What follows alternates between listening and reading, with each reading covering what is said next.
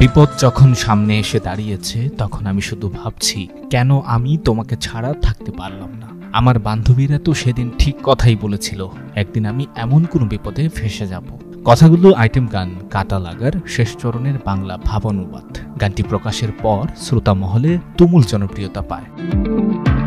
জনপ্রিয় এই গানটির শেষ চরণের অবশিষ্ট ভাবানুবাদ হলো, আমি সত্যিই ভুল করেছি, আমার যা হওয়ার তা তো হয়েই গেছে, এখন শুধু তুমিই পারো আমার এই মনটাকে বাঁচাতে, হে আমার প্রিয়তম। তুমি এসো সেই বাংলোর পেছনে, আমাদের দেখা করা সেই ফল গাছটার নিচে, আমার মনে কাঁটা বিঁধে যাওয়ার মতো কষ্ট, আমার প্রিয় রাজা তুমি এসো সেই বাংলোর পেছনে।